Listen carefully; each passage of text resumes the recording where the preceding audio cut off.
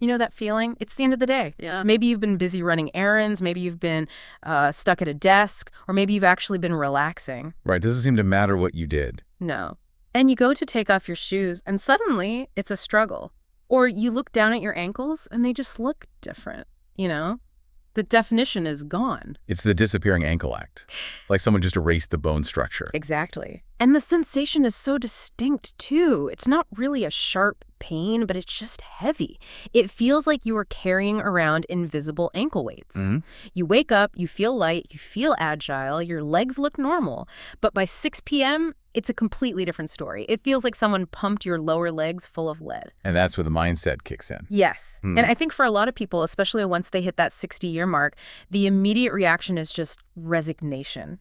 Yeah. It's this internal sigh of, oh, this is it. This is just part of the deal now. I'm older, gravity is winning, and this is just my life. That is the classic narrative of age catching up with you. We tend to view these physiological changes like heavy legs or evening swelling as this slow, inevitable decline that we just have to endure. Right. But what if I told you that while the change in your body is natural, the suffering associated with it isn't? See, that is the hook right there. That's why we're doing this deep dive today. We are looking at a really fascinating breakdown from Dr. Emily Hartwell on the science of heavy legs, swelling, and circulation, specifically for people over 60. And the twist isn't just that you can manage it. No, it's how fast you can manage it. That was the part of the research that really stood out to me as well. We aren't talking about a 6-month exercise regimen to, build massive calves. The source material suggests that with specific biological hacks using food chemistry and simple mechanics, you can see changes in swelling and comfort in as little as 10 to 20 minutes. Minutes. That is a bold claim. A very bold claim. So our mission today is to decode this entire system. We're going to look at the plumbing of the body to understand why this shift happens, expose some of these silent triggers that you probably don't even know you're doing, and then give you this toolkit of natural fixes. It's essentially an owner's manual for your body's fluid management system post-60. I love that concept, an owner's manual. Yeah. So let's start with the basics. Why 60? What is the magical switch that flips? Is the body actually failing, or is it just changing? Because it feels like a failure when your shoes don't fit. It is absolutely not failing, and that is probably the most important thing to internalize right now. It is a natural shift. Think of your circulatory system like the plumbing in an older historic home. Okay. The pipes are still good, they work, the water flows, but they have some quirks and, material changes that weren't there when the house was built 50 years ago. Okay, let's unpack that plumbing analogy. What is physically changing in the pipes? So, to understand the change, you have to understand the difference between arteries and veins. Arteries are your high-pressure delivery system. They take blood away from the heart. They're thick, they're muscular, they're designed to handle that forceful pump of the heartbeat. Got it. But veins are the return lines. They are low-pressure, passive vessels. And here is the kicker. The heart pumps blood out, but it doesn't suck blood back. Wait, so there's no pump pulling the blood back up from the feet? Exactly. The heart is a pusher, not a puller. So, to get blood from your toes all the way back up to your chest fighting gravity the whole way, your veins rely on two things: elasticity and valves. Okay. When we are younger, our veins are incredibly stretchy and snappy. They help push blood upward. But over time, the collagen and elastin in the vein walls, they degrade slightly. They lose that snap. They become a little more rigid, a little less efficient at fighting gravity. So it's like an old garden hose versus a brand new one. The old one is a bit stiffer. Maybe it expands a bit too much under pressure. Precisely. And inside those veins, you have these tiny, miraculous little valves. Their entire job is to be one-way doors. Picture double doors in a hallway. Okay. Blood goes up, the doors swing open. Then gravity tries to pull the blood back down. And the doors slam shut to catch it. They slam shut. It's a ladder system. Climb a rung, close the door. Climb a rung, close the door. That's a perfect visual. But as we age, those valves can weaken. Or if the vein wall widens a bit because it lost that elasticity, the doors don't quite meet in the middle anymore. There's a gap. So blood slips backward through the door. It's backflow. Yeah. It is medically called venous insufficiency. The blood pools toward the lowest point, which of course is your feet. And that's not the only system involved, right? No. Add the lymphatic system to this mix. This is your body's drainage network, separate from the blood.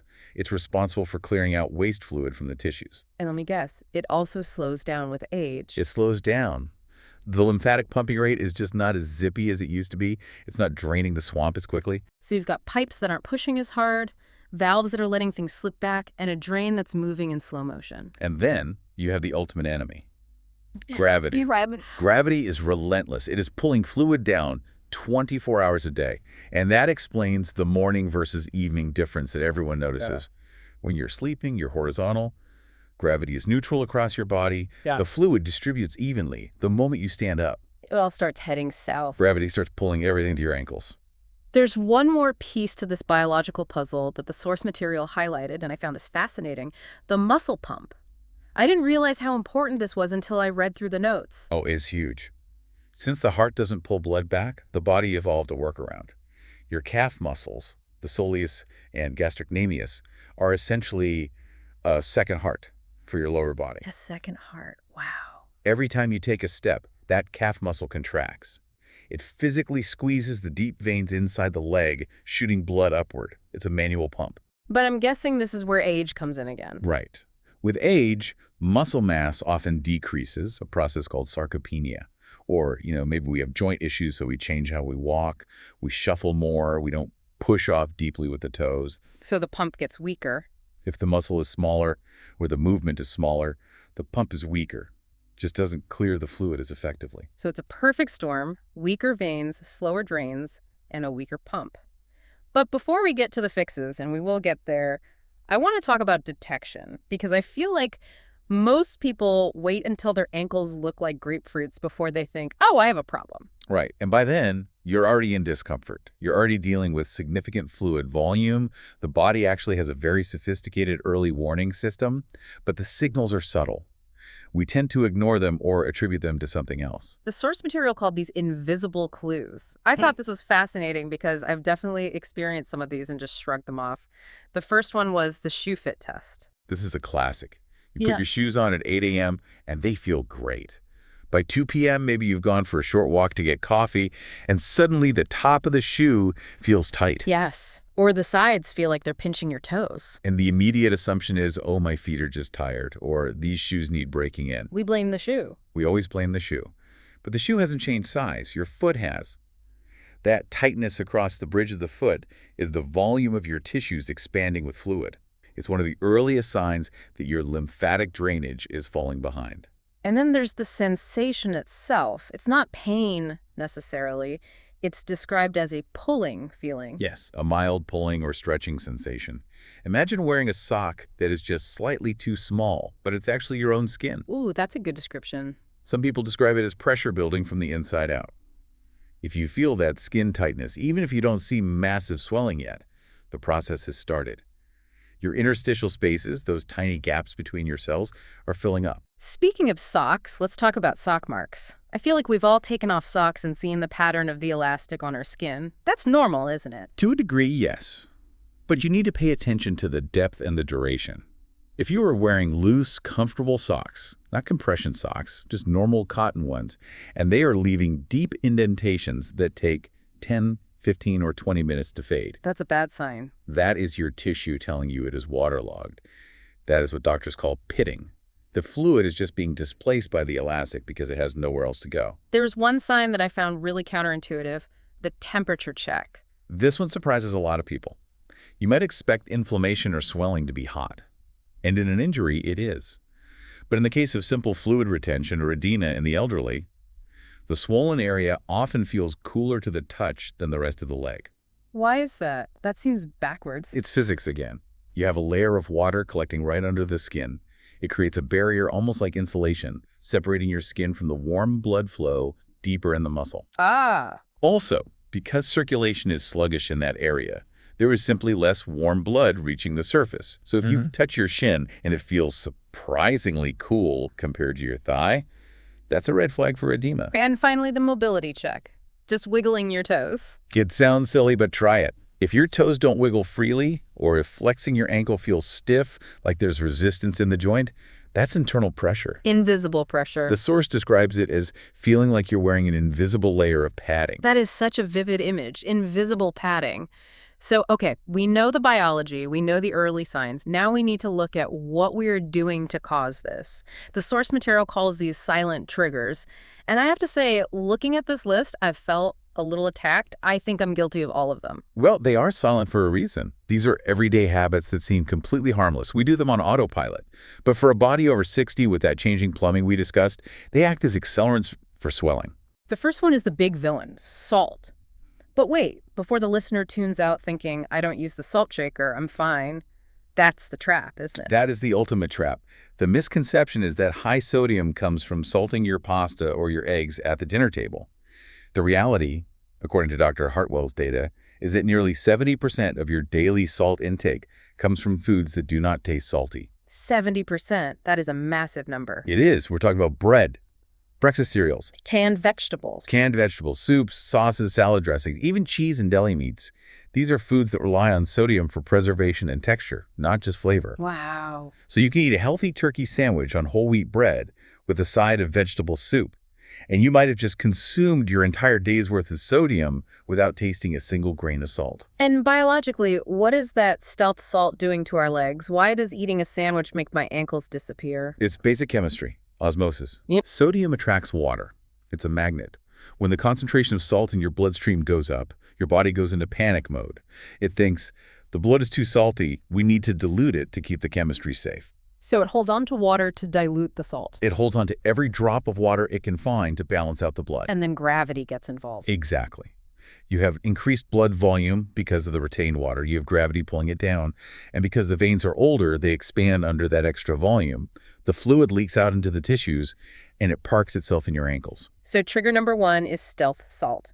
Trigger number 2 is something we're all doing right now, probably, posture. But not just slumping, it's specifically about the mechanics of flow restriction. Right. Think about a garden hose again. If you kink it, the water backs up behind the kink. When you sit with your knees bent at a sharp angle for hours, you are kinking the hose. You are slowing down the return of blood to the heart. And crossing your legs. I do this constantly. It's comfortable. It's comfortable, but it's terrible for swelling. The popliteal vein runs right behind the knee. When you cross your legs, particularly knee over knee, you are physically compressing that major vessel. You're putting a clamp on the pipe? It's a clamp. The blood can't get past the clamp efficiently, so it pools below it. And standing still. I would think standing is better than sitting because you're upright. Standing still is actually deceptive. When you stand still, think about standing in line at the grocery store, or ironing, or cooking at the stove. Your calf muscles aren't moving. The pump isn't working. The pump isn't working. So gravity is winning completely. It's actually worse than sitting in some ways because the vertical column of blood is higher. It's the worst of both worlds. You're fighting gravity, but you don't have the pump working. Exactly. And the source emphasizes the multiplier effect. Okay. If you have a salty lunch, maybe that's soup and sandwich, so your body is primed to hold water, and you sit with your legs crossed for 2 hours. You are creating the perfect storm. You loaded the gun with salt, and you pulled the trigger with your posture. That's it. Okay, so we've identified the enemy. It's gravity, it's hidden salt, and it's crossed legs. Now let's get to the good stuff, the fixes. The source material promises relief in 10 to 20 minutes using what they call the food pharmacy. I love this section because it shifts the mindset from taking medicine to using food as a tool. These aren't just snacks. They are functional tools to manipulate your body's chemistry fast. Let's start with the first one. It's practically a dessert. Watermelon. Watermelon is fantastic, and obviously it's 90% water, which helps hydration. But the secret weapon here is an amino acid called citrulline. Citrulline. I've heard of that in workout supplements. What does it do for swelling? When you eat watermelon, your body converts that citrulline into another amino acid called arginine. Arginine then boosts the production of nitric oxide. And what is the role of nitric oxide? It acts as a vasodilator. That means it tells the tiny muscles around your blood vessels to relax.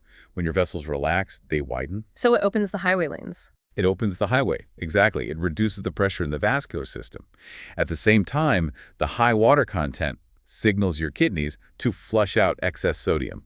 So it's a double whammy. You're flushing the drain and widening the pipes. And because it happens chemically, you can feel that relief, that lifting of the heaviness, often within that 20-minute window. Yes. It's not about structural change. It's about acute chemical management. Next up on the menu, cucumbers. This one feels, I don't know, too simple. It's just crunchy water, isn't it? That's what we think, but chemically, cucumbers are surprisingly complex. They contain significant amounts of sulfur and silicon. Sulfur and silicon. That sounds like a science experiment, not a salad ingredient. It does, but those two minerals are crucial for kidney function. They support the kidney's ability to filter uric acid and waste. Plus, cucumbers have specific antioxidants that help calm tissue irritation. Oh, for that stretched skin feeling we talked about. Exactly, that uncomfortable tightness. Cucumbers help soothe that inflammatory response. They act as a natural, very mild diuretic that encourages the body to let go of the water it's hoarding. And critically, they are naturally incredibly low in sodium. So if you're feeling puffy, munching on some cucumber slices is actually actively fighting the puffiness. Put them in your water. Eat them as a snack with some hummus. Just watch the salt in the hummus, though. It works. Okay, the third food. This one is a heavy hitter in the health world generally, but I didn't know it helped with swelling specifically. Beets. Beets are the heavy artillery for circulation. The magic ingredient here is nitrates. Wait, aren't nitrates bad, like the stuff in processed bacon and hot dogs? That is a common confusion. Synthetic nitrates in processed meats can be harmful, but natural nitrates found in root vegetables like beets are converted by your body into that same magic molecule we mentioned earlier, nitric oxide. So similar to the watermelon, but maybe stronger. It's a very potent effect. Studies have shown that beet juice can lower blood pressure and improve blood flow within an hour. It opens up the highways. If your blood is stuck in a traffic jam in your lower legs, nitric oxide opens up extra lanes. And that lets everything flow freely. Exactly. It allows the blood to move through congested areas. And the source says a small glass of beet juice, or just some cooked beets, can do the trick. You don't need to eat a bucket of them. No, just a serving can trigger that chemical release and start easing the pressure. It's highly efficient. Very. So we have our menu: watermelon, cucumbers, beets. These are the internal fixes. Now let's move to the external stuff, the 10-minute habit toolkit. These are mechanical ways to physically encourage that fluid out of the legs. Right. Encourage is a good word. We want to work with the body. The first habit is all about physics, leg elevation. But most people do this wrong. I was going to say, putting your feet on the coffee table counts, right? That feels like elevation. Sadly, no. The source is very specific here. To reverse the effect of gravity, your legs must be above the level of the heart. Above the heart. So simply propping them up on a footstool isn't enough because the fluid is just moving horizontally. Correct. Fluids flow downhill. If your feet are on a footstool, they're usually still below your hips. You need a slope. You want to be lying on a couch or bed with 2 or 3 pillows under your calves, or even better, doing the legs up the wall pose. Legs up the wall. Describe that for us. It is literally lying on the floor or bed, scooching your bum close to the wall, and resting your legs vertically against it. You create an L shape. That sounds intense. It's actually incredibly relaxing. This creates a direct superhighway for fluid to drain from the feet straight back to the core. You are tipping the pitcher upside down. The fluid leaves the interstitial spaces, enters the lymph and venous system, and flows back to the kidneys where it can be processed. It's essentially hitting the reset button on gravity for the day. Exactly. And the source says just 10 to 15 minutes of this can significantly reduce that tight, heavy feeling. It physically empties the legs. Okay, habit number 2, compression. Now, I know a lot of people resist this because compression stockings have a bad reputation. They're ugly, they're hard to put on, they feel like a vice.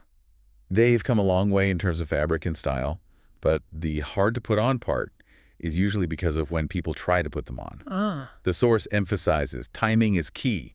You must put them on first thing in the morning. Before you even walked around. Before your feet even touch the floor, if possible. Keep them on the nightstand. That moment when you wake up is when your swelling is at its absolute lowest. Your ankles are skinny. Right. If you wait until noon, gravity has already done its work. Your ankles are already slightly swollen. Putting a tight sock over a swollen ankle is painful and incredibly difficult. That makes perfect sense. You're locking in the skinny ankle you have in the morning. Precisely. You're providing an external casing that supports those tired vein walls and prevents the fluid from leaking out in the first place. It acts as an external pump. And for most people, you don't need medical-grade vice grip stockings. Mild to moderate compression is usually enough to make a huge difference. Habit number 3 is movement, but specifically the ankle pump. I love this because you can do it anywhere. And you can do it sitting at your desk, on an airplane, watching TV.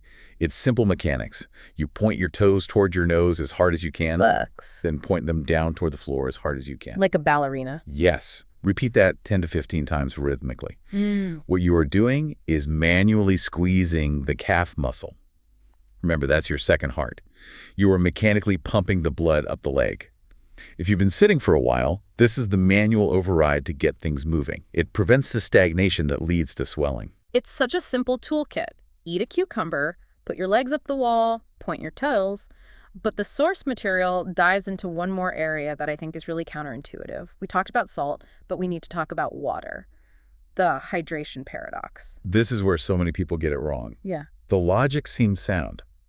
My legs are full of water. I am retaining fluid. Therefore, I should stop drinking water to dry them out. It makes sense on paper. If you have a flood, you stop the rain. But the body's biological logic is the exact opposite. Yeah. When you stop drinking water, the concentration of salt in your blood rises. You become dehydrated. Oh, When wow. the kidneys detect dehydration, they panic. They think there's a drought. So they go into conservation mode. Exactly. They release a hormone called ADH, antidiuretic hormone. This hormone screams at the body, do not let a single drop of fluid leave. So you stop urinating, you hold on to everything in the tissues. So by not drinking, you're actually triggering your body to retain more fluid. So the cure for water retention is drinking water, sip by sip. The source suggests sipping water constantly tells the kidneys, hey, we have plenty of fresh supply, but drought is over. It is safe to release the reserves. It flushes the system. That is a massive mental shift. I'm swollen. I need a glass of water. Think of it as dilution is the solution. You need the fresh water to carry out the salt and the waste. And there are other lifestyle factors the source mentions that aggravate this. Heat is a big one. Oh, absolutely. Heat causes vasodilation. It widens the vessels. Now, normally that's okay, but if you have leaky veins, widening them just allows more fluid to leak into the tissues. So things like hot weather, hot baths. Hot baths, sitting too close to a space heater, these can all trigger a swelling episode. So if your legs are heavy, a hot bath might actually make it worse. It might feel relaxing to the muscles, but it will likely increase the puffiness. A cool rinse or a cool compress is much better for reducing edema. And footwear. We touched on shoe fit, but the type of shoe matters too. It goes back to the muscle pump. If you wear flip-flops or shoes without support, you tend to shuffle. You don't roll through the foot. If you don't roll through the foot, you don't activate the calf muscle fully. And the pump doesn't work. And the pump doesn't work. And tight shoes, they just act like a tourniquet, trapping fluid in the foot. You need a shoe that allows your toes to splay and your ankle to move. It's amazing how connected everything is. Stress was another one mentioned. How does stress affect your ankles? Stress triggers cortisol and aldosterone. These are hormones that put the body in a state of high alert. Part of that fight or flight preparation involves holding on to sodium and fluid to keep blood pressure up. Wow. So strangely enough, chronic stress can lead to chronic swelling. Relaxing and breathing exercises can actually help your ankles by lowering those hormone levels. Now, we've covered a lot of manageable everyday stuff, but the expert in our source material, Dr. Hartwell, does shift tone at one point. We need to cover the red flags, because sometimes a swollen leg isn't just a swollen leg, it can be a siren. This is critical. While most swelling is just that plumbing shift we talked about, there are signs that require immediate medical attention. We need to be very clear on these so our listeners know the difference. The first one is rapid, one-sided swelling. This is the big one. Asymmetry. If one leg balloons up suddenly and the other one is fine, that is not because you ate a turkey sandwich. That is a classic sign of a DVT, deep vein thrombosis, a blood clot. And that's an emergency. Absolute emergency. Huh. If that clot breaks free, it can travel to the lungs and cause a pulmonary embolism, which can be fatal. If you see sudden swelling in one leg, especially if it's warm, red, or tender to the touch, go to the ER. Wait. Do not eat a cucumber, go to the doctor. Got it. What about heart and lungs? If the swelling comes with shortness of breath, chest heaviness, or difficulty lying flat without breathing issues, like you feel like you're drowning when you lie down, that suggests the heart isn't pumping effectively enough to clear the fluid, or there's fluid backing up into the lungs. That is heart failure territory. Also an emergency. Also an immediate medical issue. Yeah. And infection signs. Seniors are vulnerable to cellulitis, which is a skin infection. If the swollen area is red, hot to the touch, shiny, or you have a fever, that suggests an infection in the skin or tissues. That spreads fast and needs antibiotics immediately. There was one more term, Non-pitting edema. Right. We talked about how usually if you press on a swollen ankle, it leaves a little pit that slowly fills back in. Mm-hmm. If you press it and it's a hard, like pressing on a piece of wood and it leaves no dent, that could be lymphedema. That's a blockage in the lymphatic system itself, not just fluid overload. That needs a specialist to manage. And finally, medication.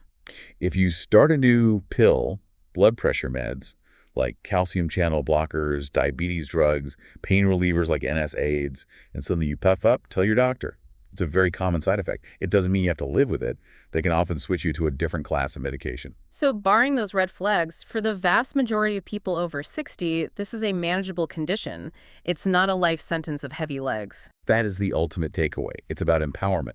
You have this toolkit now. You know that the lead weight feeling is just physics and chemistry. And you can hack that chemistry. You can eat the watermelon to open the vessels. You can put your legs up to reverse the physics. You can watch the stealth salt. It allows you to move from feeling like a victor of your aging body to being the manager of it. You understand the logic. Right. The body isn't attacking you. It's just trying to balance salt and handle gravity. Right. Once you speak its language, you can help it out. I love that. Speak the body's language. So for everyone listening, try the shoe test, check your socks, and maybe pick up a beet or two on your next grocery run. And don't cross your legs while you eat them. Exactly. Uncross those legs right now. Thanks for diving in with us. It's been, as always, educational. My pleasure. We'll catch you on the next deep dive. Stay light on your feet.